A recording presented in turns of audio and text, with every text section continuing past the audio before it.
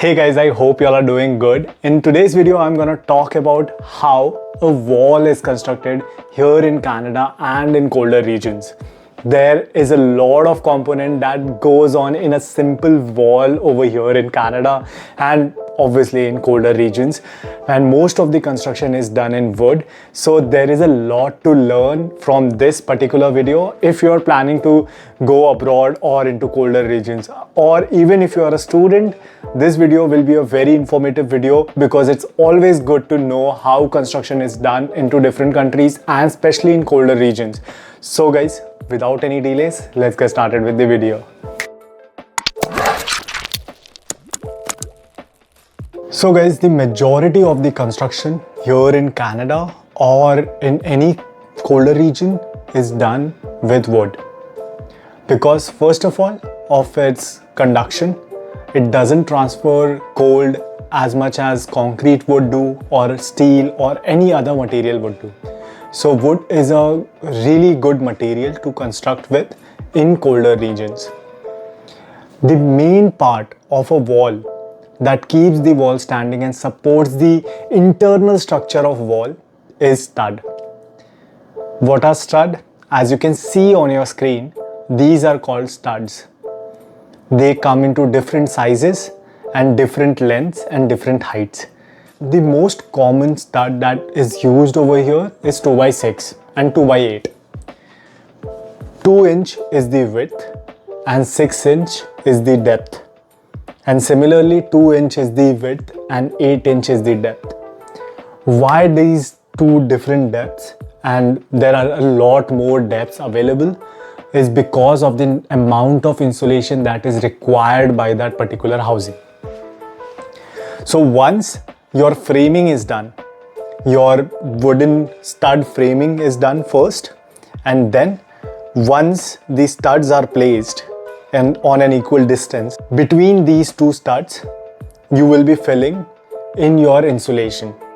After you fill the insulation in between, you will have two sheathing layers. Sheathing layers are mainly made up of OSB boards. OSB boards are oriented stranded boards, and these are sandwiched like this on top of the studs. And then on the exterior part, there is a weather barrier that is put up. And after this weather barrier, there is one more layer that is called the furring. Furring gives the spacing in between the topmost layer, which is your sheathing layer or external cladding, or you can call it anything. And your external layer is mounted on these furring. So what these furrings do is basically it lets the entire wall ventilate. Now you will be asking why ventilation is important? Because of condensation.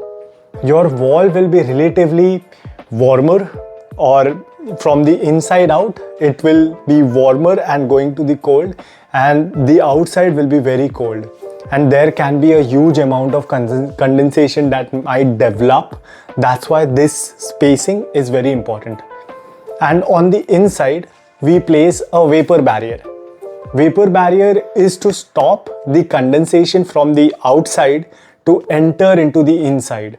And after this vapor barrier, you put up your gypsum panel or your any kind of panels or any coating that you want from the inside of the house. So this is the entire structure of the wall, as you can see on your screens.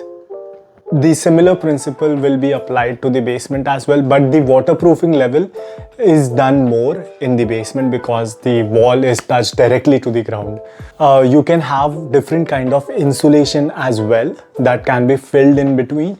Most common is rock wool insulation, or mineral wool also you can call it. So that is filled in between these studs, and the total thickness of the wall overall can go to 8 inches over here. Because consider this, your stud, that is your 6-inch, then ½ inch of your OSB board, then your waterproofing membrane or layer, that is almost negligible, so don't consider that. But after that there are gypsum panels, And on the outer side there is furring, half inch, consider half inch, I'm not considering the exact amount, half inch furring and half inch of your external cladding. So overall this becomes around 8 inch. So this is the exterior wall average thickness here in Canada. I hope this video was helpful for you. I know this was a very short one, but I want to explain you guys how certain parts and elements of a building are constructed here in Canada. So you have better understanding, and if you ever plan or if you are coming here, you will know that, okay, this is how it's done.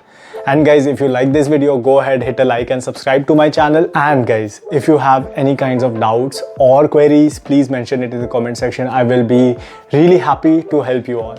So take care of yourself and I'll see you soon. Bye bye.